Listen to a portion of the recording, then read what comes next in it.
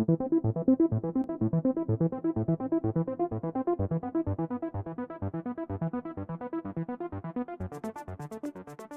Zuschauerinnen, liebe Zuschauer, herzlich willkommen zu einer neuen News-Folge Recht vertieft. Heute beschäftigen wir uns mit einem Fall, der jeden Tag in natürlich immer etwas anderer Form wiederkehrt und sowohl im Alltag als auch im Studium relevant ist. Es geht um die Anbahnung eines Arbeitsverhältnisses und dem AGG, also dem Allgemeinen Gleichbehandlungsgesetz. In dieser Folge möchte ich mich jedoch etwas anders mit dem Sachverhalt auseinandersetzen und nicht ausschließlich analytisch kurz und knapp auf den Sachverhalt eingehen, sondern erzählerisch in das Geschehen einführen. Im Anschluss folgt dennoch eine kurze, man könnte sagen, Zusammenfassung im Stil eines Klausursachverhalts, die dank YouTube-Kapiteln unten in der Zeitleiste auch direkt erreicht werden kann. Über eine Rückmeldung zu dieser anderen neuen Art der Sachverhaltsschilderung freue ich mich sehr. Unser Fall nimmt seinen Lauf im April 2021 und beginnt mit einem Inserat auf dem Internetportal eBay Kleinanzeigen. eBay Kleinanzeigen ist ein grundsätzlich kostenloses Verkaufs- und Gesuchsportal, das sowohl privaten als auch gewerblichen Nutzern erlaubt, Inserate bzw. dort genannt Anzeigen zu veröffentlichen, in denen ein Produkt oder eine Dienstleistung gesucht oder angeboten wird.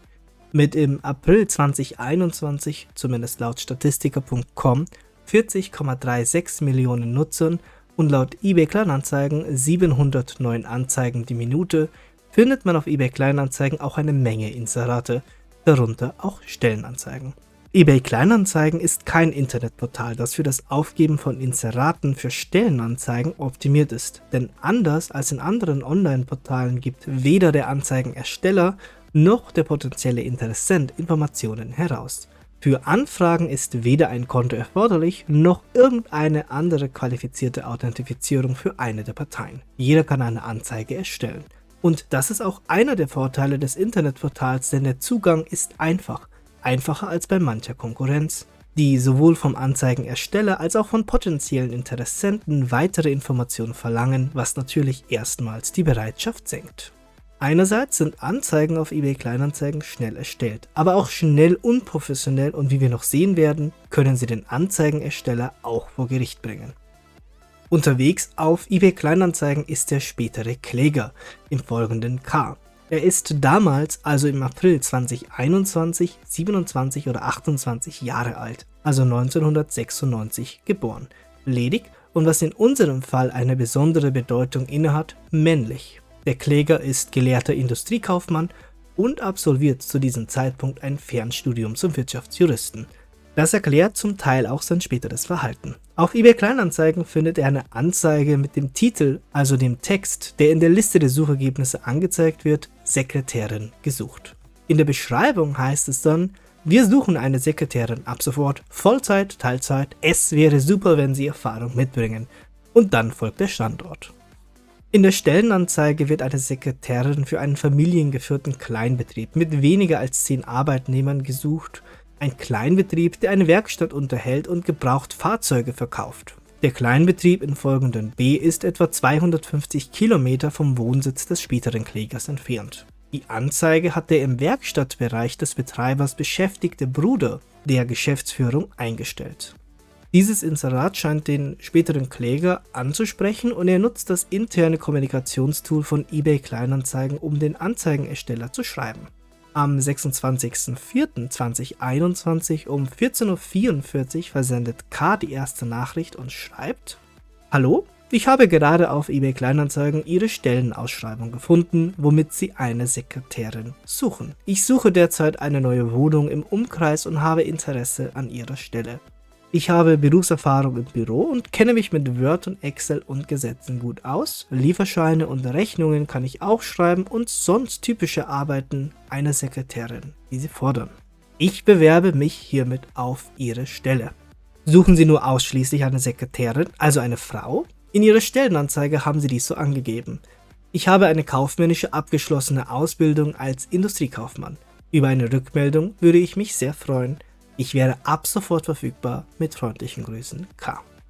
Nachdem eine Rückmeldung ausbleibt, folgt am nächsten Tag, dem 27.04.2021 um 21 Uhr eine weitere Nachricht des K mit dem Text: Über eine kurze Rückmeldung würde ich mich sehr freuen. Diese wird auch direkt beantwortet. Eine Minute später antwortet der spätere Beklagte mit: Sehr geehrte Damen und Herren, wer sind Sie und warum? Vielen Dank, mit freundlichen Grüßen, B. Darauf antwortet der K ebenfalls zeitnah, 3 Minuten später um 21:08 Uhr mit der Nachricht: Hallo, ich heiße K und suche eine neue berufliche Herausforderung. Ich hätte Interesse an Ihrer ausgeschriebenen Stelle. Suchen Sie denn nur eine Frau? In Ihrer Stellenbeschreibung haben Sie dies so angegeben. Für eine spätere Antwort nimmt sich die Beklagte etwas mehr Zeit und antwortet um 21:39 Uhr, also etwa eine halbe Stunde später mit: Sehr geehrter Herr K., vielen Dank für Ihr Interesse in unserem Hause. Wir suchen eine Dame als Sekretärin. Wir wünschen Ihnen alles Gute. Vielen Dank. Mit freundlichen Grüßen, B. Das lässt K nicht auf sich beruhen und sucht am 30.04.2021, also 3 Tage später, das Gespräch und beschwert sich über die Diskriminierung, aber er wird weiterhin mit dem Hinweis auf das Geschlecht abgewiesen. Wie K anschließend reagiert, erscheint auf den ersten Blick ungewöhnlich. Er lässt die Sache nicht auf sich beruhen, sonst hätten wir auch keinen Fall, sondern schickt B einen vorformulierten Vergleichsvorschlag mit einer Entschädigungssumme von 3.500 Euro. Ein Vergleich ist ein Vertrag, der entweder den Streit über ein Rechtsverhältnis oder die Ungewissheit der Parteien über ein Rechtsverhältnis im Wege eines gegenseitigen Nachgebens, also einem Konsens, beseitigen soll. Vergleichsvorschläge bzw. Vergleiche im Allgemeinen trifft man vor allem im Arbeitsrecht an, aber auch im Delikts- und Schadensrecht kommt es regelmäßig zu Vergleichen. Ziel ist es, entweder ein Gerichtsurteil vollständig, zum Teil oder zumindest ein Urteil zu verhindern. Dabei kann zwischen einem außergerichtlichen Vergleich und einem Prozessvergleich unterschieden werden. Da im Zivilprozess der Prozessvergleich als Streitbeilegung sehr beliebt ist, möchte ich an dieser Stelle einen kleinen Exkurs einfügen und näher darauf eingehen. Der Prozessvergleich ist sehr beliebt, denn einerseits verliert keine der Parteien, da ein Kompromiss beiderseitige Vorteile mit sich bringt. Andererseits wird der Prozess beschleunigt, zum Beispiel dadurch, dass keine Beweise erhoben werden müssen, wodurch ebenfalls Kosten und Arbeit im Allgemeinen erspart wird. Der Vergleich ist ein Vollstreckungstitel.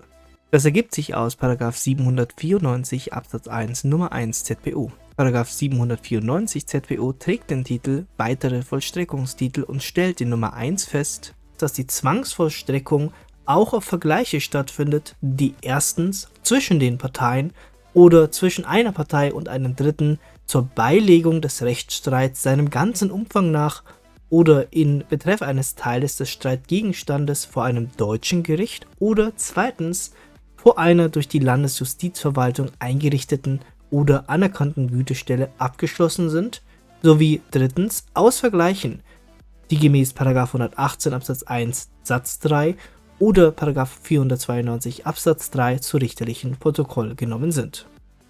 Findet die Zwangsvollstreckung in einem solchen Vergleich statt, handelt es sich um einen Vollstreckungstitel. Vor der mündlichen Verhandlung findet nach § 278 Absatz 2 ZPO eine obligatorische Güteverhandlung statt, es sei denn, es hat bereits ein Einigungsversuch vor einer außergerichtlichen Gütestelle stattgefunden, also ein außergerichtlicher Vergleich, oder die Güteverhandlung erscheint erkennbar aussichtslos. Nach § 278 Absatz 2 Satz 2 hat das Gericht in der Güteverhandlung den Sach- und Streitstand mit den Parteien unter freier Würdigung aller Umstände zu erörtern und, soweit erforderlich, Fragen zu stellen. Dazu sollen erschienene Parteien persönlich gehört werden. Die Parteien sollen nicht nur persönlich gehört werden, erscheinen beide Parteien nicht zur Güteverhandlung, was nach § 278 Absatz 3 Satz 1 angeordnet werden soll, ist nach § 278 Absatz 4 ZPO das Ruhen des Verfahrens anzuordnen.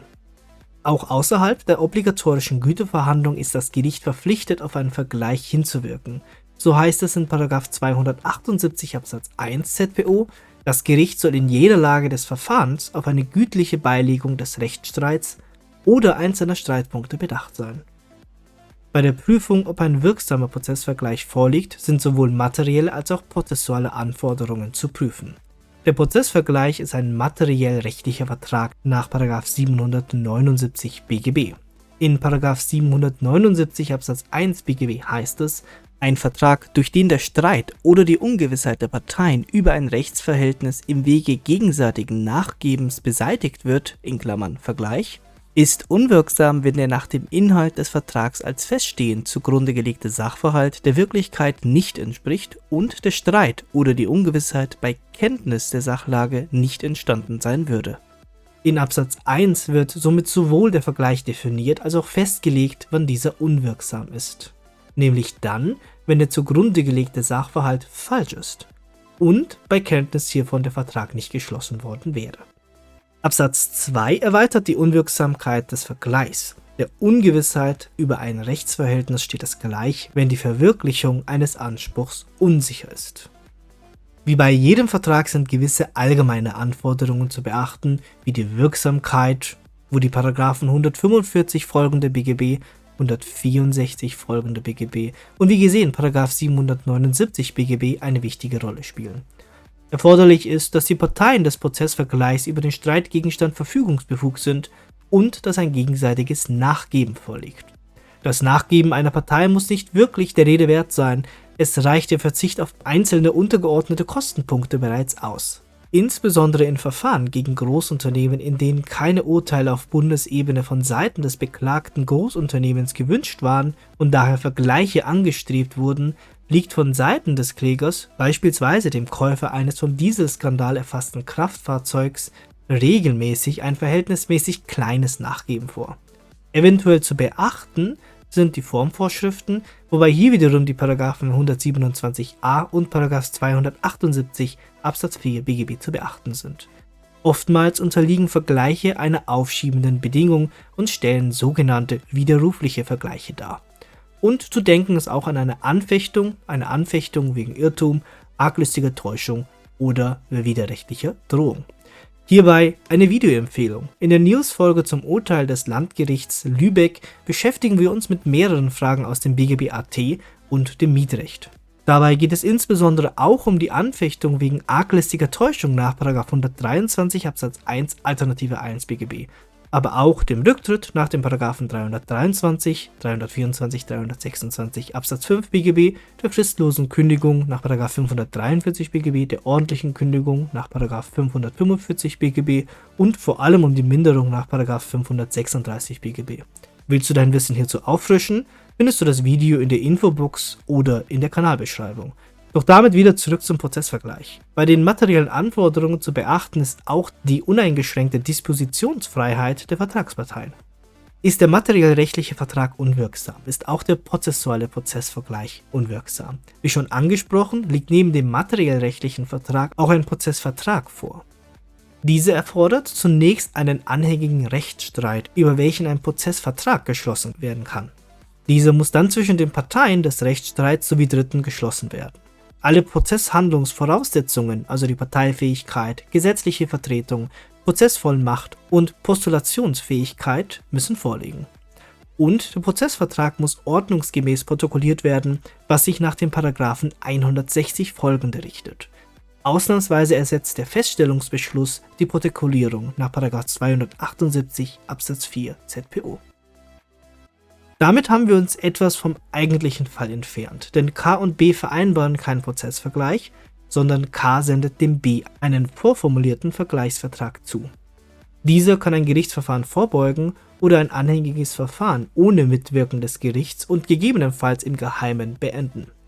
Durch den außergerichtlichen Vergleich kann zum Beispiel der Inhalt eines Vertrages geändert werden, eine Partei sich verpflichten, eine Klage zurückzunehmen oder beide Parteien eine Erledigungserklärung aussprechen oder wie in unserem Fall eine Partei gegen Zahlung einer Geldsumme auf eine gerichtliche Geltungmachung eines Anspruchs verzichten.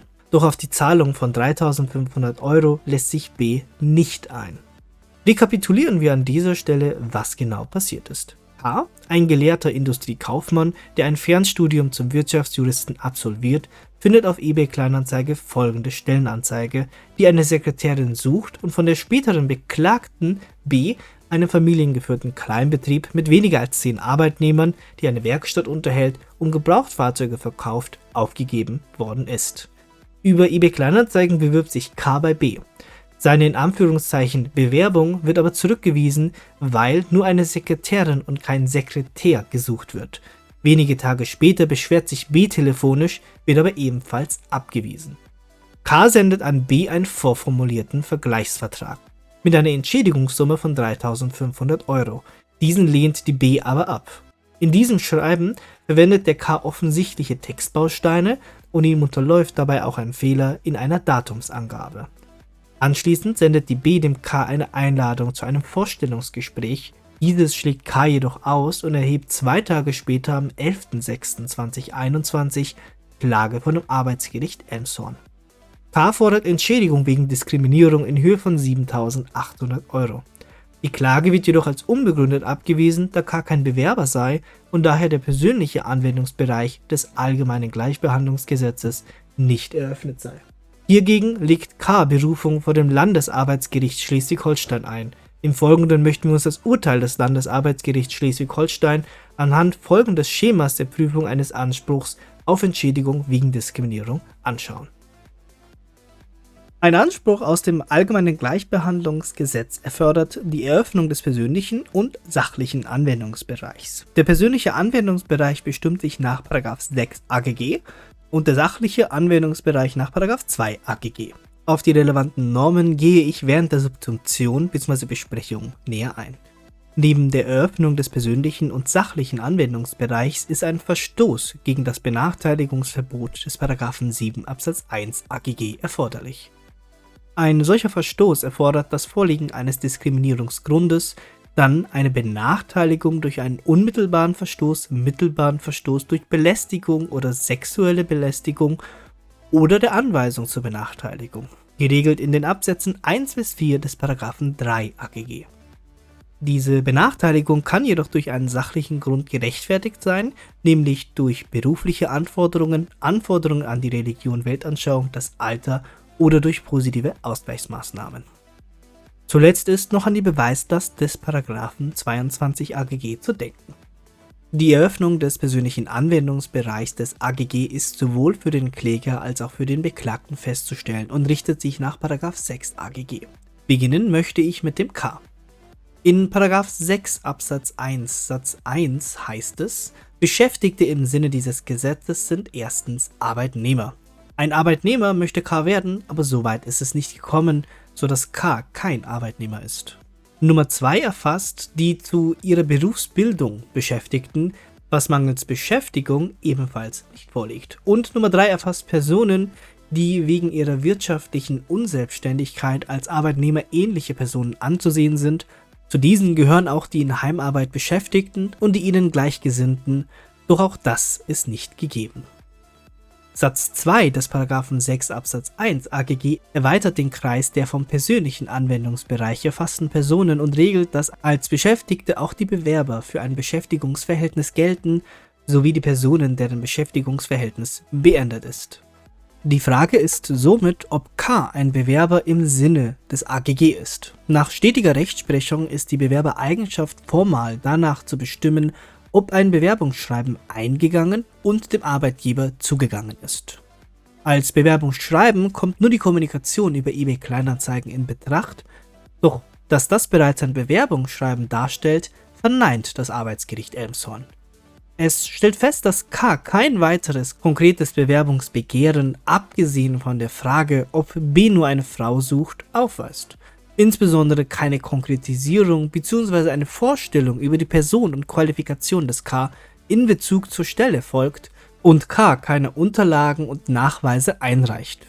Darüber hinaus stellt es fest, nehme der Kläger in diesem Stadium auf den Hinweis, man suche eine Frau, bereits Abstand von einer eigentlichen Bewerbung, ob nun schriftlich, persönlich oder auf elektronischem Wege, sei für ihn der Schutzbereich des § 15 Absatz 2 AGG noch nicht eröffnet, unabhängig davon, dass die Stellenausschreibung unstreitig geschlechterdiskriminierend erfolgte und damit dem grundsätzlichen Diskriminierungsverbot unterfiel. Das, also die Bewerbereigenschaft des K, sieht das Landesarbeitsgericht Schleswig-Holstein anders. Zunächst stellt es fest, dass K im Rahmen seiner Antwort bei eBay Kleinanzeigen ausdrücklich und mehrfach erklärt hat, dass er sich auf die Stelle bewerben möchte. Nach Ansicht des Landesarbeitsgerichts Schleswig-Holstein ist gesetzlich nicht gefordert, dass ein Bewerber bestimmte inhaltliche Mindestmaße erfüllt, wie es das Arbeitsgericht Elmshorn vorausgesetzt hatte, sondern ausreichend ist, dass der Bewerber identifizierbar ist. Zur Kommunikation über eBay Kleinanzeigen stellt es fest, die Die Beklagte hat sich selbst für eine Ausschreibung auf dem Internetportal eBay Kleinanzeigen entschieden. Sie muss damit rechnen, dass Bewerbungen über den Antwort-Button von eBay Kleinanzeigen erfolgen. Dies ist der übliche Weg einer Kommunikationsaufnahme und Bewerbung, wenn der Weg einer digitalen Ausschreibung gewählt wird.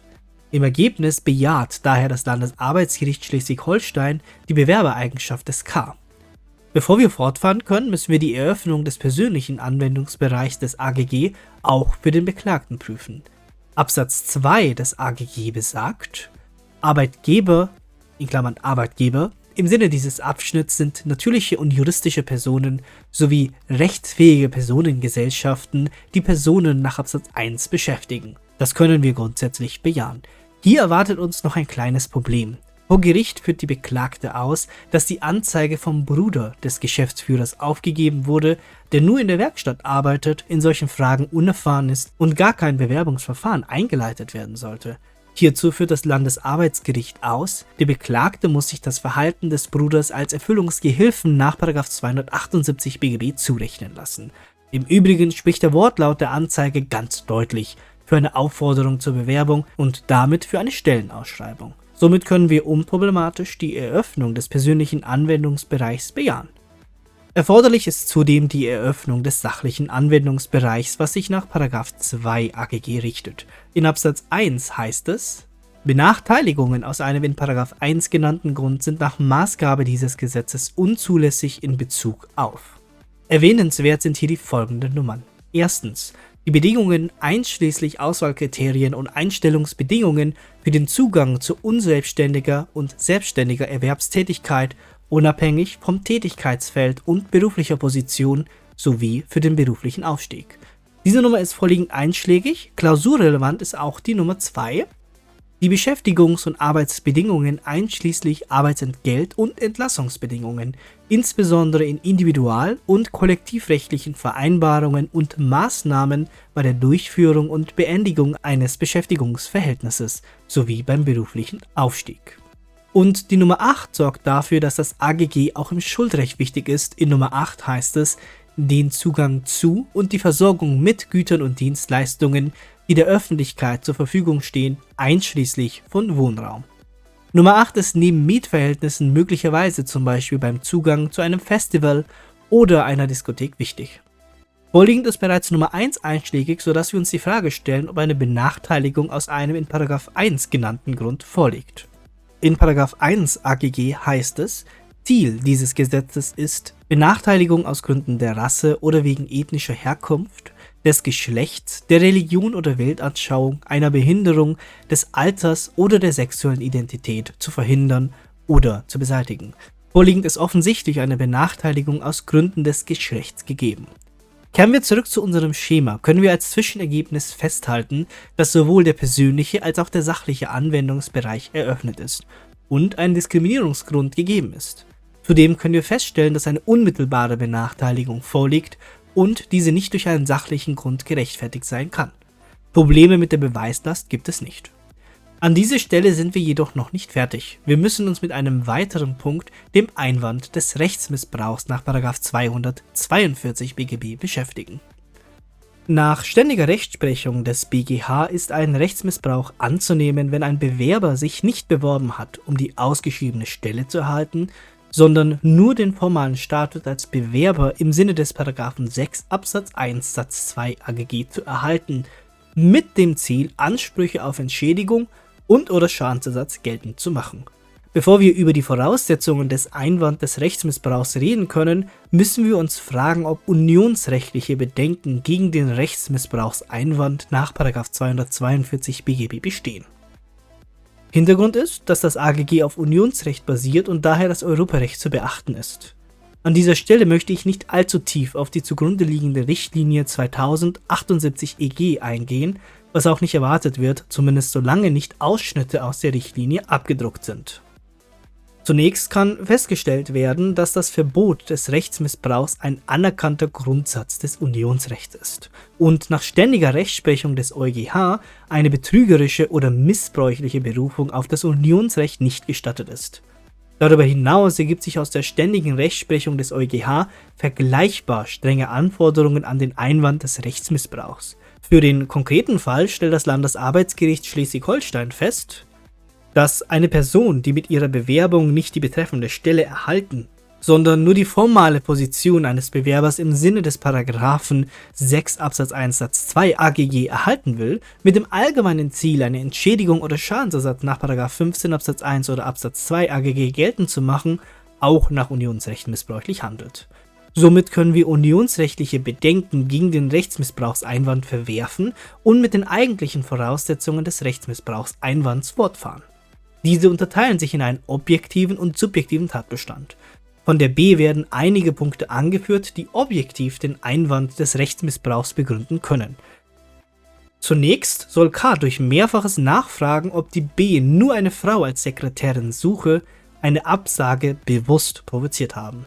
Dem hält das Landesarbeitsgericht entgegen, dass diese mehrfachen Nachfragen auch anders erklärt werden können. Zum einen war K arbeitssuchend und beabsichtigte einen Umzug in die Region der B. B ging davon aus, dass es sich hierbei um eine reine Schutzbehauptung handele, bewies dies aber nicht. Zudem geht das Landesarbeitsgericht davon aus, dass K der B damit Gelegenheit gab, ein etwaiges Missverständnis im Hinblick auf die Stellenanzeige auszuräumen. Zudem stellt es fest, gerade vor dem Hintergrund, dass der Kläger Wirtschaftsrecht studiert und dort auch mit dem Bereich des Arbeitsrechts befasst ist, lässt sich für seine Nachfragen auch die Erklärung finden, dass er schlichtweg erstaunt über die deutlich diskriminierende Stellenausschreibung war. Darüber hinaus trägt B vor, dass das von K unterbreitete vorgerichtlich, juristisch und zum Teil fehlerhaft formulierte Vergleichsangebot ein systematisches und zielgerichtetes Vorgehen des K sei. Ziel dieses Vorgangs sei es, die B unter Druck zu setzen und zur Erfüllung der Forderung zu veranlassen. Auch dies sieht das Landesarbeitsgericht anders. Zunächst schreibt es, auch dies dürfte dem Umstand geschuldet sein, dass sich der Kläger im Studium mit Arbeitsrecht auseinandersetzt und nunmehr im privaten Bereich seine bereits erworbenen Kenntnisse anwendet, soweit er sich betroffen fühlt. Dies ergänzt das Landesarbeitsgericht mit der Feststellung, immerhin hat der Kläger noch versucht, eine vorgerichtliche gütliche Einigung herbeizuführen, ehe er die Beklagte verklagt hat. Auch die Tatsache, dass es sich nicht um das erste vorgerichtliche Vergleichsangebot oder gerichtliche Verfahren des K um eine Entschädigung aus dem AGG handelt, spricht aus der Sicht des Landesarbeitsgerichts nicht für ein systematisches und zielgerichtetes Vorgehen, denn es könne ein ernsthaftes Interesse am Erhalt der jeweiligen Stelle und der Wahrnehmung der eigenen Rechte bestehen, und das Wahrnehmen der eigenen Rechte kann an sich keinen Rechtsmissbrauch begründen. Darüber hinaus ist noch das Prozessrisiko zu beachten, denn vor Gericht besteht immer ein nicht unerhebliches Risiko, den Prozess zu verlieren und nicht nur die Entschädigung zu verlieren, sondern die Kosten des Rechtsstreits zu tragen. B führt weiterhin an, dass K für die ausgeschiedene Stelle überqualifiziert ist. Doch auch dem folgt das Landesarbeitsgericht nicht, sondern führt aus, der Verweis auf sein Studium und seine hohe kaufmännische Ausbildung kann eher als Werbemaßnahme im eigenen Interesse verstanden werden, nicht jedoch als provozierendes Verhalten, um eine Absage zu erhalten. Schließlich wendet B ein, dass die Einladung zu einem Vorstellungsgespräch nicht angenommen wurde. Hierzu schreibt das Landesarbeitsgericht zunächst: Maßgeblicher Zeitpunkt für die Beurteilung, ob jemand sich nicht beworben hat, um die ausgeschriebene Stelle zu erhalten, sondern ob es ihm vielmehr darum ging, nur den formalen Status als Bewerber im Sinne des § 6 Absatz 1 Satz 2 AGG zu erhalten, ist in der Regel der Zeitpunkt der Bewerbung. Damit können im Rahmen der Prüfung in der Regel nur Umstände aus der Zeit bis zur Absage berücksichtigt werden und deshalb regelmäßig nicht solche, die zeitlich danach liegen. Da das aber nur in der Regel gilt, geht das Landesarbeitsgericht auf den konkreten Fall ein und stellt fest, dass die nachträgliche Einladung eines zunächst abgelehnten Bewerbers den Eindruck erweckt, de facto nicht dieselben Chancen zu haben wie bei einer ursprünglichen Einladung. Nach Ansicht des Landesarbeitsgerichts kann nicht in jedem Fall erwartet werden, dass der Bewerber unbefangen in dieses nachgeholte Vorstellungsgespräch geht. Im Ergebnis verneint das einen Rechtsmissbrauch durch K. Das kann man natürlich anders sehen und im Rahmen einer Klausur die im Sachverhalt angesprochenen Punkte anders würdigen. Zu beachten ist aber zum einen, dass B die Beweislast trägt und dass die anderen möglichen Erklärungen nicht die wahrscheinlichste und einzige Erklärung sein müssen.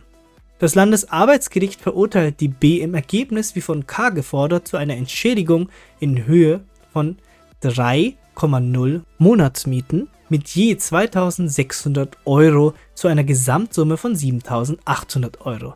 Zum einen stellt das Landesarbeitsgericht fest, dass das durchschnittliche Gehalt einer Vollzeitsekretärin bzw. eines Vollzeitsekretärs etwa 2.700 € beträgt, sodass die monatliche Forderung nicht überzogen ist. Und weil K nur die Entschädigung für 3 Monate fordert, muss er nicht beweisen, dass er bei benachteiligungsfreier Auswahl eingestellt worden wäre.